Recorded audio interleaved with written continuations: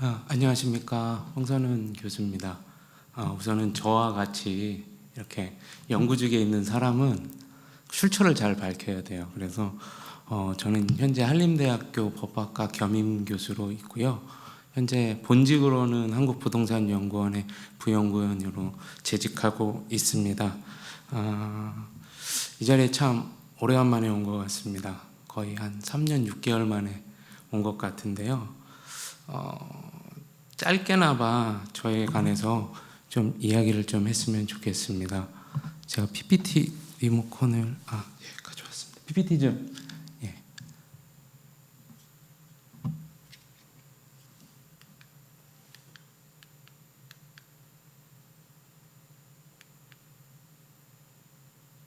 잠시만요. 예. 우선 좀 저에 관해서 좀 이야기를 조금 하려고 합니다. 주빌리 구국기도회, 통일구국기도회의 첫 만남에 대해서 좀 같이 좀 이야기를 했으면 좋겠는데요. 저는 이제 2013년에 처음 그 주빌리 통일구국기도회를 알게 되었습니다. 회중에 아무도 없으니까 제가 시선을 어디다 둬야 될지를 지금 모르겠습니다만, 저희 2013년에 처음 이제 주빌리 통일구국기도회라는 곳을 알게 되었는데요. 저는 이 법학자이기도 하지만 한편으로는 찬양 사역자로도 활동을 하였습니다. 제가 몸담았던 기관이 한국 컨티넨탈 싱어즈라는 팀인데요. 그 한국 컨티넨탈 싱어즈에서 아마 2013년에 주빌리하고 지금 연합을 해서 전국 순회 콘서트를 했었던 걸로 기억을 하고 있습니다. 그때 이제 아마 그 광고 시간에 주빌리 통일구국 기도회에 대해서 광고를 했던 걸로 기억을 하고 있습니다. 제가 거룩한 빛 광성교회인가요? 그곳에 가서 저는 이제 컨티넨탈 싱어즈 오비의 자격으로 가서 이제 공연을 봤죠. 공연을 봤는데 그때 주빌리 통일구국 기도회라는 모임이 있다라는 것을 알게 되었습니다. 제가 밑에다가 적었는데요. 저는 복음적 평화 통일과 북한 종교에 관한 비전을 가진 평신도 사역자입니다.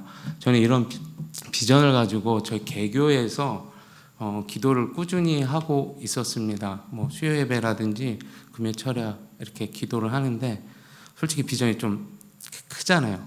그리고 넓잖아요. 그래서 큰 소리로 이제 기도를 많이 못했습니다. 이제 예배 때 그리고 끝나고 이제 기도를 할 때 좀 자유롭게 기도하고 싶다 이런 마음이 있었던 찰나에 오비로 가게 된 그 컨티넨탈 싱어즈 공연에서 이러한 팀이 이러한 그 구국 기도회라는 예배가 있다라는 걸 이제 알게 되었습니다. 그래서 다음 주에 가봐야 되겠다. 그래서 가게 되었죠. 근데 가게 됐는데 우연찮게 이제 JWM이 있었는데 그때 이제 리더는 이제 이승재 목사님이라고 하시는데요.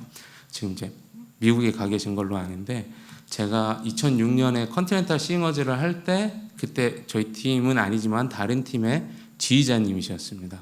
그리고 제가 이제 같이 사역했던 뭐 황미나 자매라든지 아니면 그 이사무엘 전도사님 지금 목사님 되셨을 것 같은데 그분도 저하고 같이 사역을 했었습니다. 그래서 아는 분들이 꽤 많은 거예요. 앞에서 찬양하시는 분들이. 그래서 제가 끝나고 인사는 좀 드려야 되겠다 싶어서 이제 인사를 드렸죠. 그래서 첫 만남은 저는 이제 회중으로서 기도하기 위해 오게 되었던 그런 회중으로서의 자리로서 주빌리 통일구국기도회와의 첫 만남을 가지게 되었습니다. 그때 당시 저는 이제 박사학위를 수료하고 그 국책 연구기관에서 위촉연구원으로 일을 하고 있었기 때문에 예배만 참여했고 찬양팀이나 어떤 사역을 도와주는 그 포지션에 있을 수 없었습니다.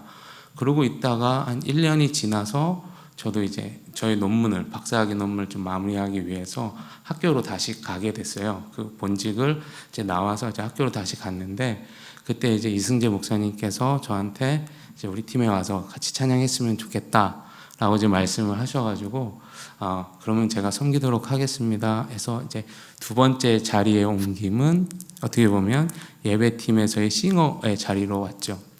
그리고 한 3개월을 섬겼나요? 3개월을 섬겼는데 이제 이승재 목사님께서 갑자기 3개월밖에 안 됐는데 이 팀의 대표가 되라는 그런 얘기를 하시는 거예요. 그 대표라는 말은 너무 거창하다. 그래서 뭐 리더가 되라라는 이제 표현을 알아듣겠다 하면서 그러면 좀 고민을 해보겠다. 왜냐하면 온 지 3개월만에 안 됐는데 갑자기 그 팀의 리더가 된다고 하면 그 기존에 있었던 분들한테도 미안하잖아요. 죄송하잖아요. 그러고 있다가 생각을 하려고 계속 했지만 이승재 목사님이 이제 어떤 반강압적인 어떤 이런 그 부르심에 따라서 그냥 섬기기로 했어요. 그러면서 이 팀을 한 4년 정도 이끌었던 것 같아요. 저희 마지막 예배가 2017년 12월 28일 마지막 예배인데요. 그렇게 이제 팀의 리더로서 또 자리를 옮겼죠. 그러고 있다가 저희 팀 예배 인도자가 이제 어떤 결혼이라는 이유로 이제 못하게 돼서 제가 또 인도자까지 오게 됐던 그런 일이 있고요. 오늘은 또 이제 설교자로서 또 스피커로서 이 자리에 오게 되었습니다. 참 주빌리 통일구국기도회와는 좀 특별한 그런 인연이 있는 것 같습니다. 그래서 제가 사진을 몇 개 준비했어요. 제가 이제 활동할 때의 사진들인데요. 예. 주빌리 통일구국기도회 서울 모교 모임 이제 예배 끝나고 이렇게 사진을 찍었던 모습입니다. 예. 이쪽에 보시면 김선철 사랑의 교회 이제 안주 집사님도 계시고요. 그때 당시에 이제 저희와 함께 계속 단장 역할을 해 주셨습니다. 그리고 저희가 이제 예배 사역도 했을 뿐만 아니라 주빌리 코리아에서 우리 사역도 같이 했고요. 기도 큰 모임에서 사역도 같이 했고요. 그리고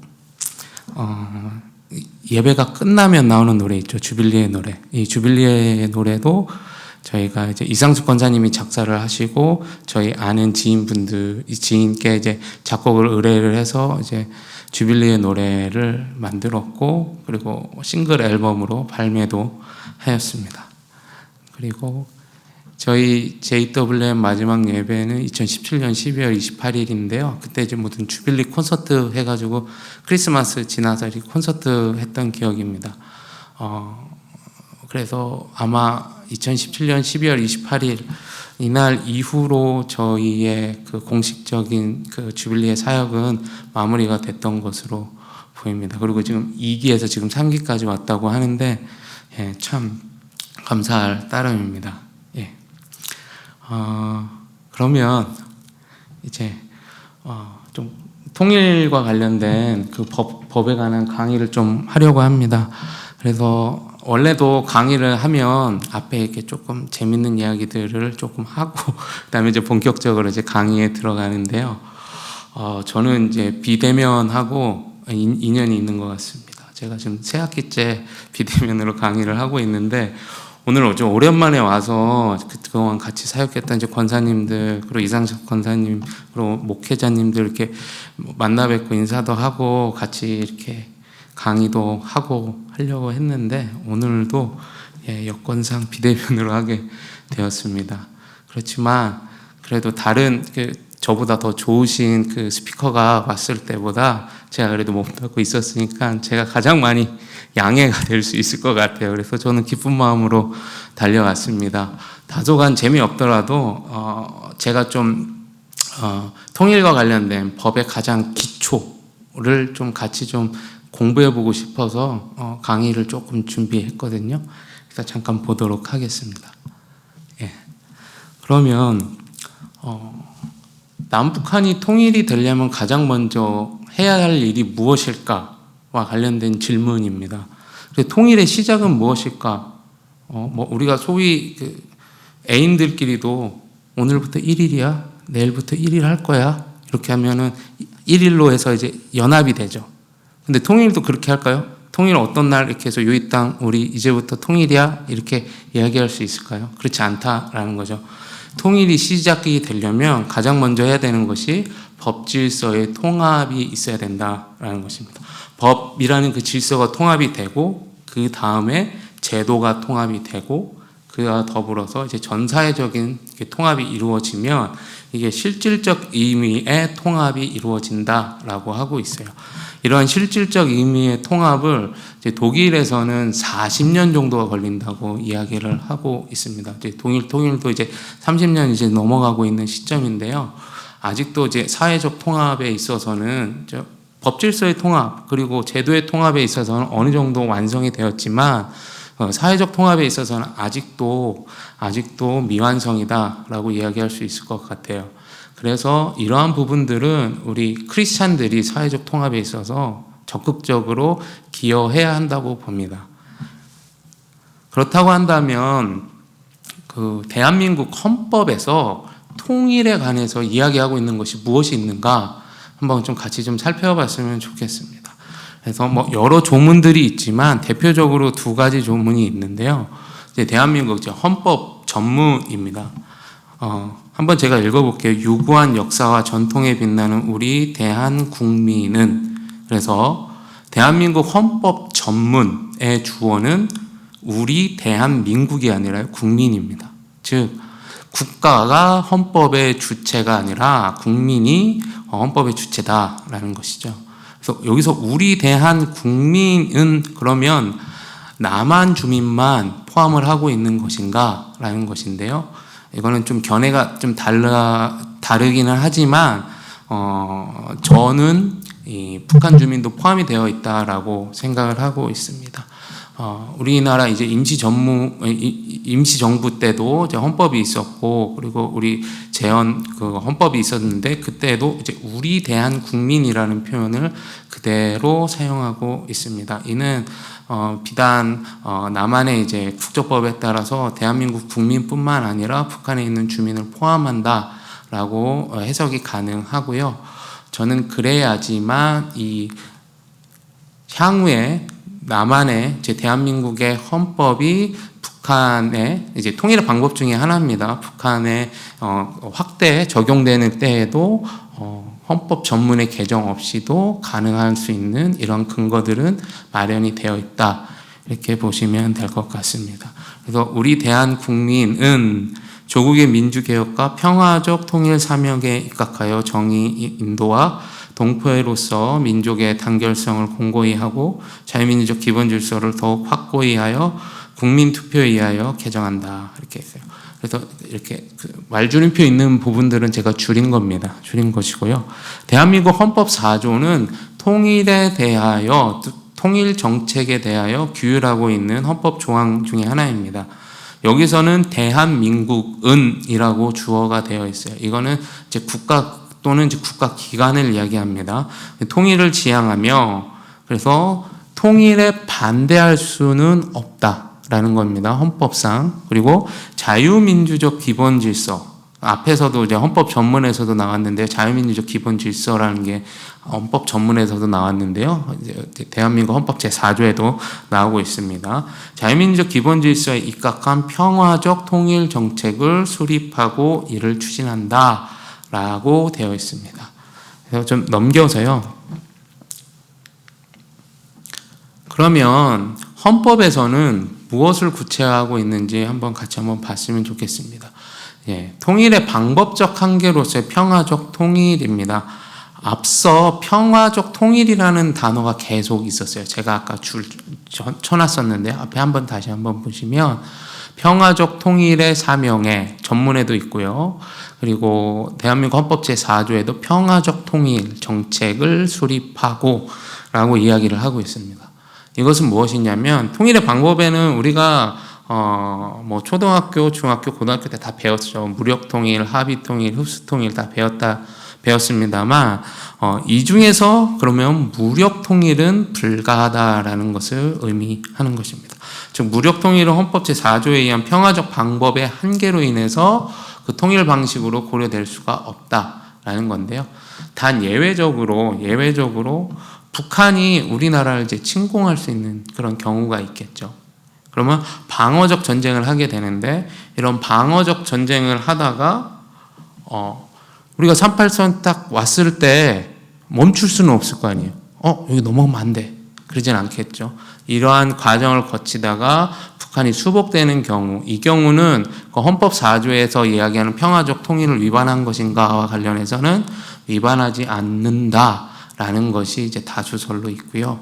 또 이제 중국이나 러시아가 북한이 붕괴돼요. 이걸 급변 사태라고 하는데, 이때 급변 사태가 일어나면 정부가 무너진 거죠. 그런 경우에 있어서는 평화 유지군이 들어가야 돼요. 유엔이 들어갈 수도 있고요. 그런데 이제 중국이나 러시아가 들어올 수도 있어요. 근데 이제 평화 유지의 목적이 아니라 어떤 그 영토의 점령이라든지 이러한 의미로서 군사적 개입을 하는 경우에 있어서는 우리나라 이제 헌법 제3조 대한민국의 영토는 한반도와 그 부속도서로 한다라는 그 영토 조항에 따라서 우리가 어떤 그 무력 행사 가능성이 있다라는 것이죠.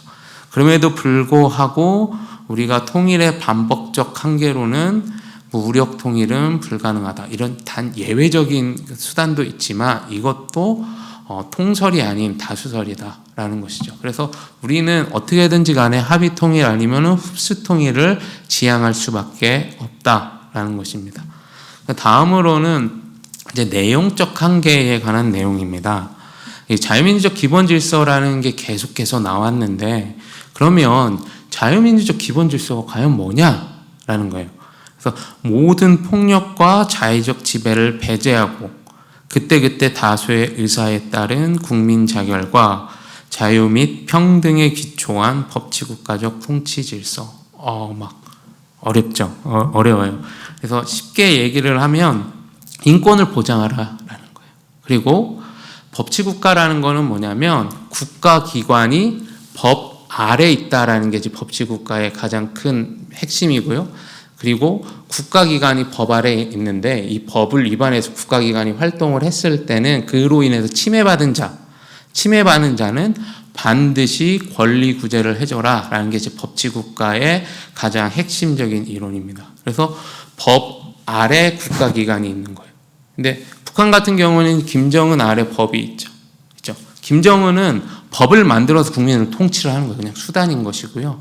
우리 같은 경우에 있어서는 이제 헌법을 제정을 했죠. 국민이 여하튼 국민 투표를 통해서 가부 판단만 할 수 있지만 헌법을 제정했고, 헌법에 의해서 만들어진 국가기관, 권력기관, 헌법기관인 국회 같은 경우에 있어서 우리가 선거를 통해서 선출을 하죠. 그들이 만든 법률에만 우리가 종속이 당하겠다.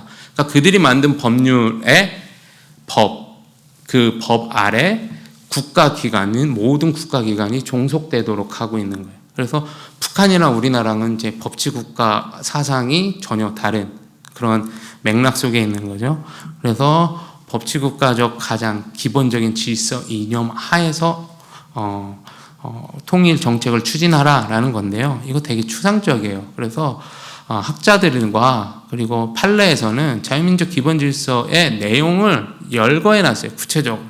그래서 보시면 헌법상 보장되는 인권, 그리고 국민 주권, 권력 분립, 행정의 법률 적합성, 즉 행정, 국가기관 중에 행정은 법에 종속돼서 법을 위반해서 그리고 또는 법에 어긋나서 활동할 수가 없는 거죠. 법에 적합하게 활동하라는 게 행정의 법률 적합성이고요.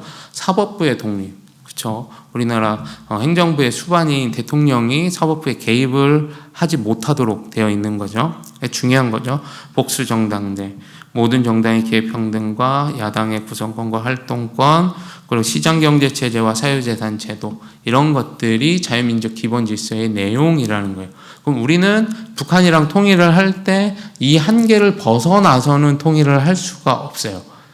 이렇게 보면 자유민주적 기본질서가 되게 뭐라 그럴까요? 약간 고권적이다? 이런 느낌이 들 수도 있는데요.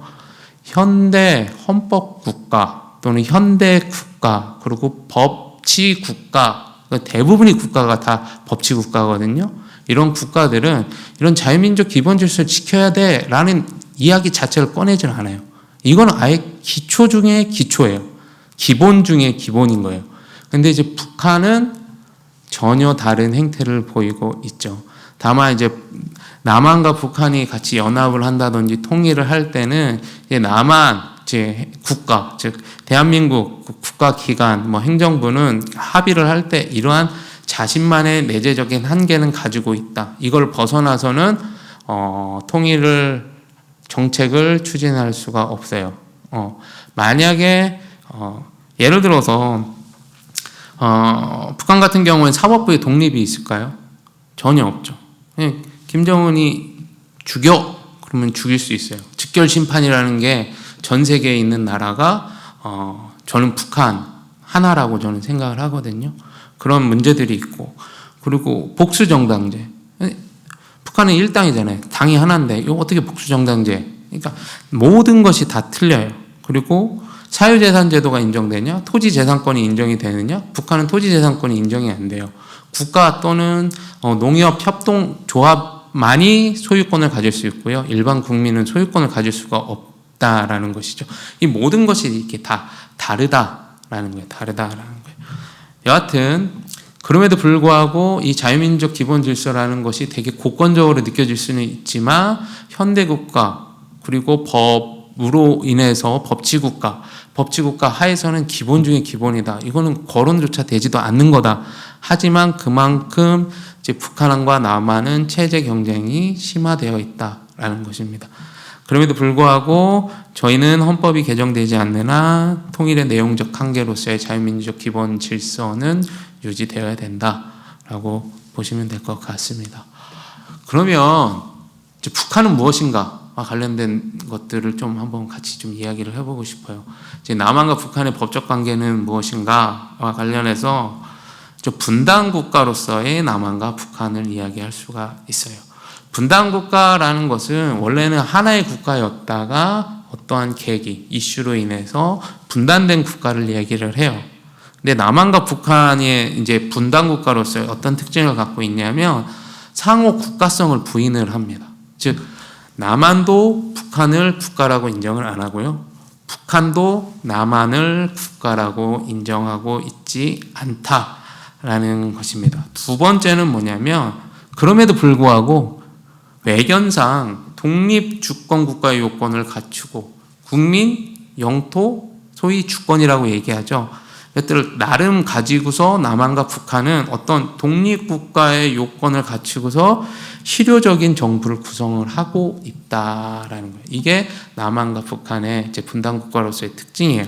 이제 북한도 중국이나 러시아에게 있어서는 외교상으로 국가로 인정을 받고 있고요. 우리나라 같은 경우도 일본이나 미국에 있어서는 국가로 인정을 받고 있어요. 이 둘 양자 간에만 서로 국가라고 이야기를 안 하는 거예요. 그러면 이것을 무슨 관계다? 그러니까 국가와 국가의 관계면은 어떤 분쟁이 일어나면 뭐를 적용하면 되냐면 국제법을 적용을 하면 되는데 이 국가와 국가가 아니니까 이 국제법을 적용할 수가 없는 거예요. 그래서 여러 가지 문제들이 이제 발생이 되는데요. 이와 관련된 내용들은 향후에 또 이야기할 수 있으면 좀 더 이야기를 하고요. 우선은 셋째는 장차 상호 간의 재통일을 지향하는 잠정적인 상태다라는 것입니다. 이거는 남북 기본 합의서 또는 이제 판문점 선언 여러 가지 선언을 통해서 이것들을 이제 남북 합의서라고 하는데요. 남북 교류 협력법상의 남북 합의서라고 이런 것들을 명칭하고 있는데요. 그 합의서의 내용들을 살펴보면 장차 상호 간의 재통일을 지향하는 잠정적인 상태이다. 이 세 가지 퍼즐을 다 이렇게 포함시키기 위해서는 북한이란 실체를 하나로 볼 수가 없었다라는 거예요. 그 결론이 이제 북한의 법적 지위가 이중적 지위다라는 내용인데요. 즉 하고 우선 먼저 결론을 한번 보시면 분단국가로서의 남한과 북한은 서로 다른 체제와 이념에 따라 서로 국가성을 부인하고 있지만 현실적으로 통일의 상대방, 즉 대화 협력의 주체로 상호를 인정한다. 즉 세 가지 퍼즐을 인정하기 위해서는 북한의 법적 지위를 두 가지로 나눠야 된다라는 거예요. 첫 번째는 뭐냐면 반국가단체다라는 거예요. 이거는 헌법 제3조와 국가보안법이 그 근거가 된다라는 것이죠. 헌법 제3조는 뭐냐면 대한민국 영토는 한반도와 그 부속 도서로 한다라고 하고 있으며 한반도는 북한 지역을 포함하고 있기 때문에 이 영토 저항에 따라서 반국가 단체로서의 어떤 북한의 법적 지위를 인정할 수가 있게 되는 것이죠.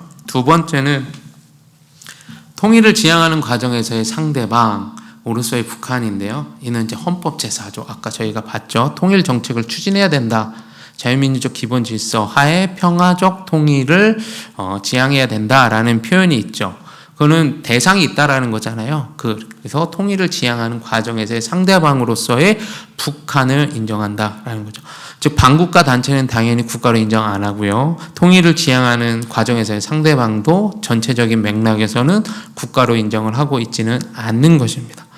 그래서 이러한 이제 후자의 입장에서는 헌법 제4조와 남북교류협력법과 관련된 이제 법률들이 많이 만들어져 있죠. 남북관계 발전법이라든지 남북 협력기금법이라든지 이런 법들은 이제 후자 통일을 지향하는 과정에서 상대방으로서의 북한의 법적 지위를 인정해줘서 만든 법률이다. 이렇게 보시면 될 것 같아요.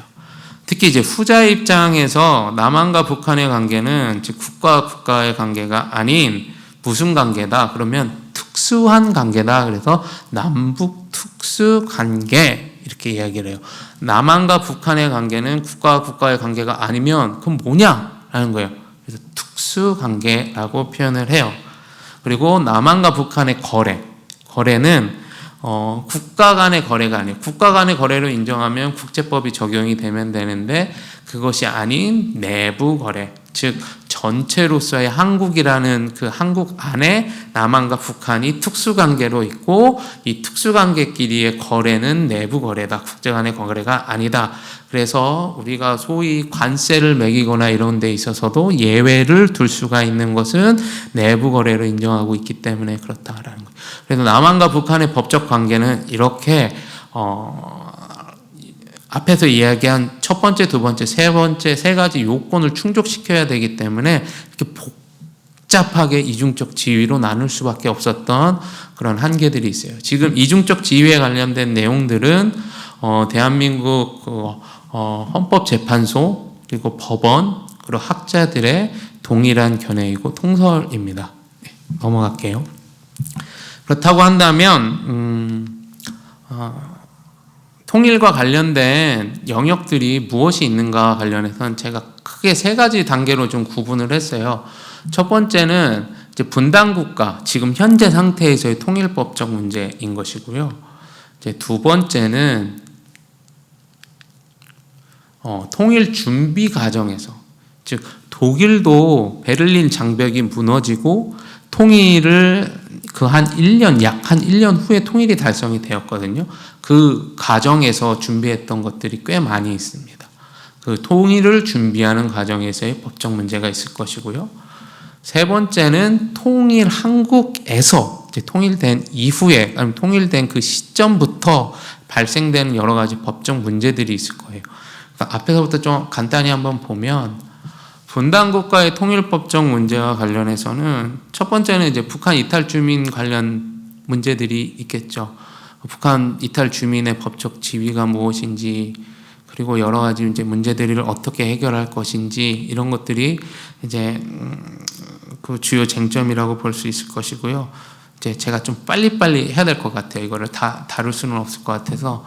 이제 급변 사태 시 법정책적 대응은 아까 잠깐 얘기했듯이 급변 사태 시 우리나라가 평화유지군으로 들어갈 수 있겠느냐, 이거 되게 중요한 문제거든요. 그리고 북한이 체제가 붕괴가 돼서 이제 무정부 상태에 있을 때 그쪽에서 이제 북한에서 이제 민주적인 투표를 하게끔 만들고 거기서 만들어진 정당이 대한민국 정부와 이제 연결이 될 수 있도록 해서 통일로 이끌어야 되는 그런 시나리오도 있거든요. 그러니까 급변 사태 시 어떻게 법 정책적으로 대응할지에 관한 문제들도 상당히 중요한 문제입니다. 그리고 남북한의 그 이질감을 어떻게든지 상쇄하기 위해서는 남북교류 협력이 상당히 중요합니다. 그래서 남북교류 협력을 어떻게 할 것인가, 지금 경제협력, 문화, 교류뿐만 아니라 경제협력도 상당히 중요한데요. 그러한 그 협력 법제들과 협력을 어떻게 할 것인가 하는 문제고, 사법공조라고 하는 것은 남북교류 협력을 하게 되면 법적으로 문제가 발생할 수밖에 없어요. 그렇게 되면 예를 들어서 남한의 어떤 주민이 개성공단에 가서 어떤 폭행죄를 저질렀다든지, 근데 이게 남한 주민한테 했으면 모르겠는데 북한 주민한테 할 수도 있잖아요. 그런 경우에 있어서는 문제가 많이 발생을 해요. 그렇게 되면 어떻게 할 것인가? 그렇게 되면은 우리가 신변 안전이 중요하거든요. 신변 안전 보장이 중요하고, 신변 안전 보장과 함께 그 법적으로 어떻게 처리할 것인지, 그러니까 남한과 북한이 서로 사법을 공조해서 그 사람을 가해자가 됐건 어떤 그 범죄를 저지른 사람을 어떻게 처벌할 것인지에 관한 것들을 논의해야겠죠. 이런 것들이 이제 통일이 되기 이전에 분단 국가에서 만약 교류 협력을 하게 되면 발생하는 이제 문제들이 있어요. 남북 특수관계는 아까 이야기한 것 같고, 자, 남북 특수관계, 남한과 북한이 어떤 그 서로 국가는 아니고 서로 상호 통일해야 되는 어떤 그런 관계에 있다고 한다면 당연히 그 상위 기관이 있어야 되겠죠. 그렇죠? 지붕이라는 게 있어야 되겠죠. 그거를 전체로서의 한국이다 이렇게 이야기를 하고 있습니다. 근데 다음으로는 통일 준비 과정에서의 법적 문제입니다. 독일 같은 경우에 있어서는 국가조약을 3가지를 했어요. 첫 번째 제1국가조약, 제2국가조약, 제3국가조약을 통해서 베를린 장벽이 무너진 후 통일까지 이어지게 됐는데, 그 중에 제1국가조약이 화폐경제사회통합조약입니다. 화폐를 통합을 해야 돼요. 독일 같은 경우는 동독마르크와 서독마르크의 가치를 1대1로 했어요. 뭐 예를 들어서 우리나라 짜장면값, 그리고 북한의 짜장면값 이렇게 해서 비율에 맞춰서 그대로 전환을 해줬다라는 것이고요. 일정 그 파이가 넘어가면은 1대 0.5로 이렇게 점점 줄여가면서 하긴 했지만 기본적으로 1대1로 해줬다라는 거예요. 그래서 이제 동독 주민에게 어떤 그 재정적인 지원을 좀 많이 하려고 했는데 지금 독일 통일에 있어서의 문제점 중에 하나가 그때 화폐 조약을 1대1로 했기 때문에 동독의 어떤 임금이 상당히 높아졌고, 그로 인해서 동독 지역에 투자할 수 있는 어떤 그런 여건들이 없었고, 오히려 저해하는 요소로 발전, 즉 동독 지역의 발전에 저해하는 요소로 작용하게 되었다라는 것이죠. 그래서 우리가 가장 먼저 해야 될 것은 아마 화폐 개혁이라든지 경제의 통합 이런 것들, 사회 통합과 관련된 조약들을 먼저 처리를 하고요.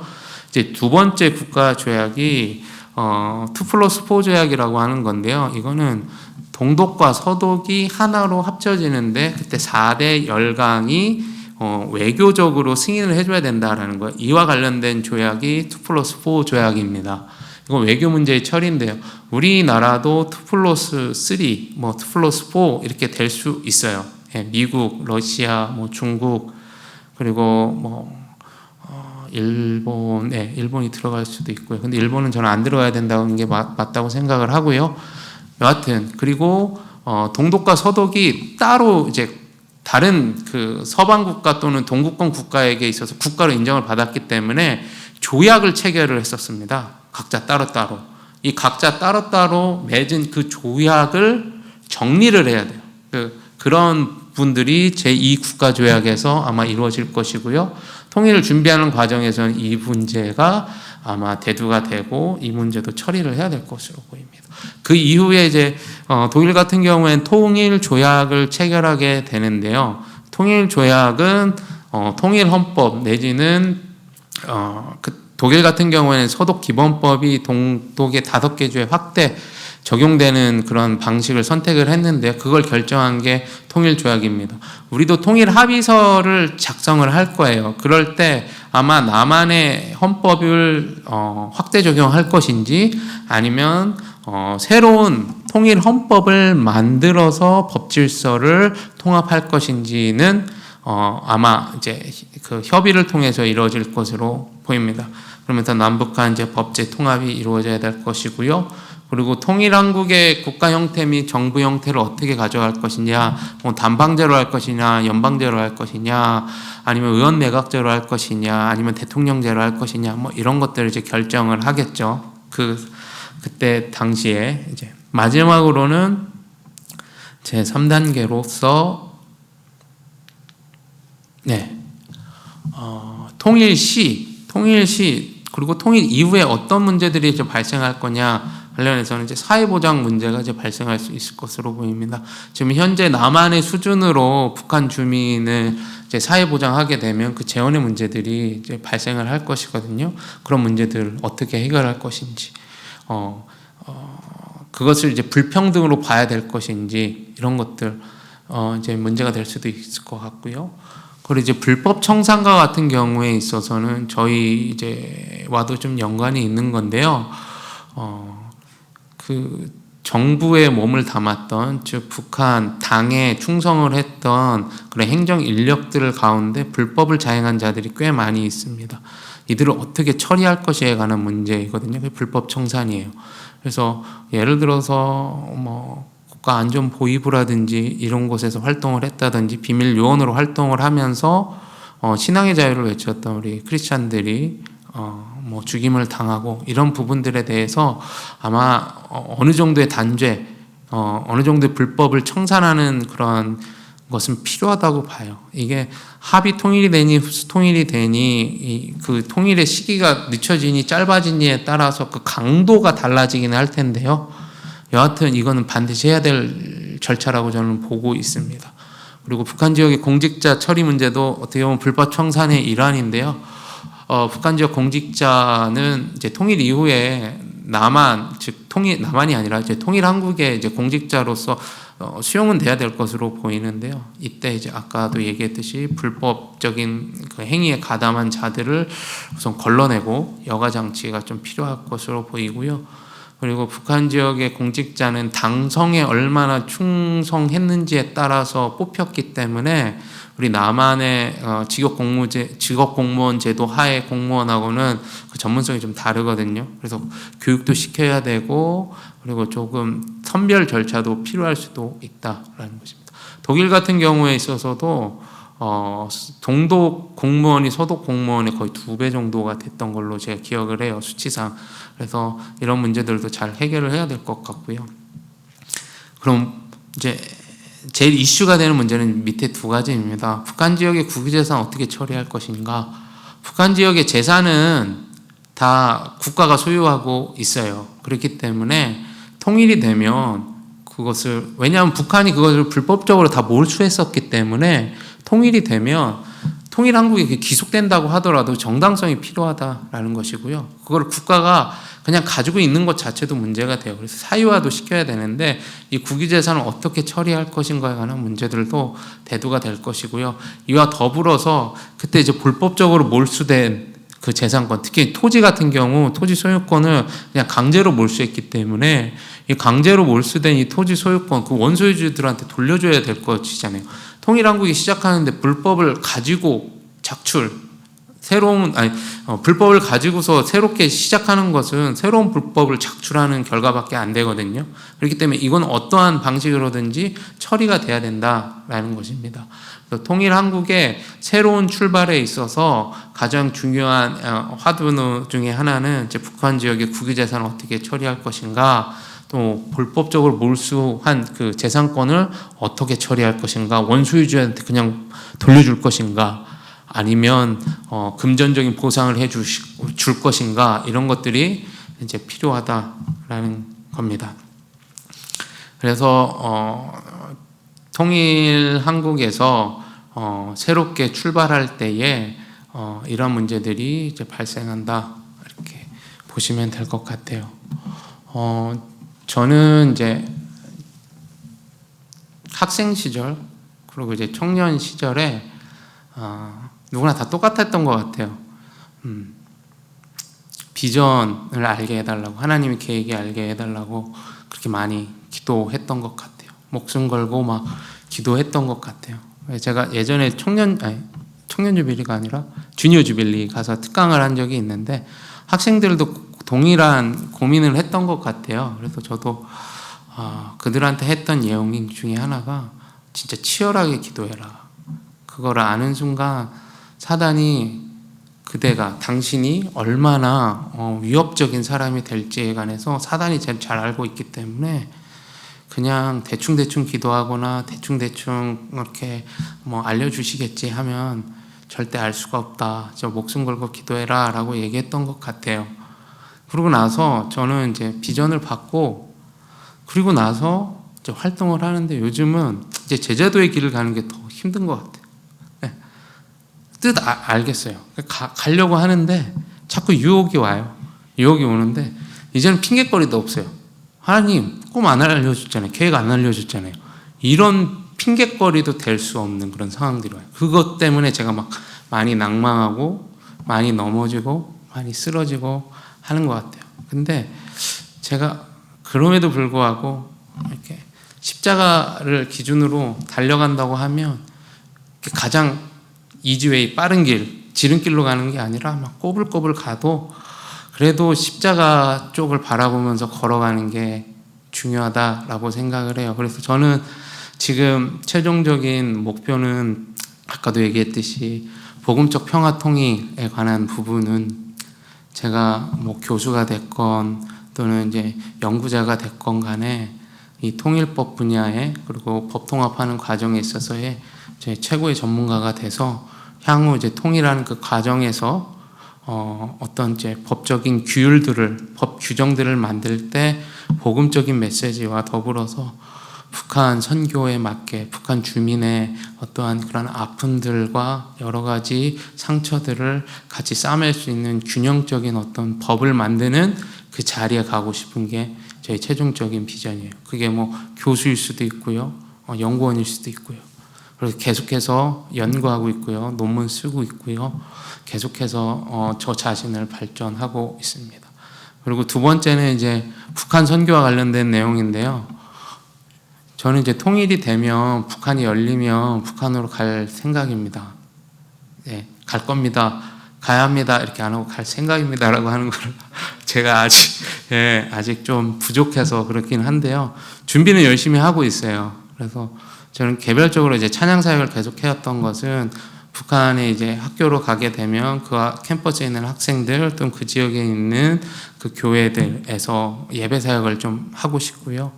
그리고 제가 계속해서 또 이것을 준비하면서 하고 있는 것이 비록 작은 일이긴 하지만 저는 이제 교회학교 교사를 내후년이면 이제 20년을 하게 됩니다. 예. 중간에 한 번도 안 쉬고 20년을 했는데요. 그런 것들은 이제 향후 북한이 열리면 그 교회학교와 관련된 내용들의 사역들도 같이 잘 감당해야 되겠다라는 생각 때문에 이게 준비하고 있습니다. 그렇게 해서 저는 그러한 사명을 가지고서 계속해서 달려가는 이제 평신도 사역자가 되려고 노력을 하고 있고요. 마지막으로 이제 메시지라고 하는데요. 이거는 같이 좀 읽으면 될 것 같습니다. 오늘 이제 주제가 빛을 비춰라인데요. 제가 이 설교를 준비하면서 오늘 말씀도 설교를 준비하면서 제가 이제 매일 성경으로 이제 큐티를 하고 있는데 잠언이었어요. 근데 오늘 저희가 읽은 본문을 보면서 북한에 대해서 너무 많이 묵상하게 됐어요. 그래서 오늘 그 말씀을 가져왔고요. 이것은 이제 제가 이제 몸담았던 한국 컨티넨탈 싱어즈의 노래 가사 중에 일부를 제가 발췌한 겁니다. 제가 이렇게 출처를 잘 밝히는 거는 제가 연구자이기 때문에 각주, 출처, 참고문헌 이런 거를 잘 해야 돼요. 그래서 여하튼 이거는 이제 그 찬양의 하나의 가사인데요. 그 가사가 참 아름답고 저희 이제 개별적인 이제 목회자가 아닌 일반 평신도 사역자들에게 가장 중요한 메시지 같아서 같이 좀 읽어보려고 합니다. 여러분 빛을 비추십시오. 주의 사랑을 알 수 있도록 특별히 이제 북한의 주민들이 주님의 사랑을 알 수 있도록 빛을 비추시길 원합니다. 또 이제 빛을 비추십시오. 우리가 할 수 있는 일이 매우 작은 것이어도 빛을 비추는 자가 되었으면 좋겠습니다. 여러분 빛을 비추십시오. 그 빛이 닿는 곳이 비록 넓지 않아도 여러분들이 그 빛을 비추는 분들이 되었으면 좋겠습니다. 제가 마지막 기도로서 마치라고 했는데요. 이게 거의 기도문과 같아서 이것을 제가 읽음으로써 오늘 간증, 설교 또는 메시지를 마무리하도록 하려고 합니다. 복음적 평화 통일과 북한 선교를 위해 각자에게 부르신 대로 비록 넓지 않아도 할 수 있는 일이 작아도 빛을 비추시는 그러한 여러분이 되기를 기도합니다. 아멘.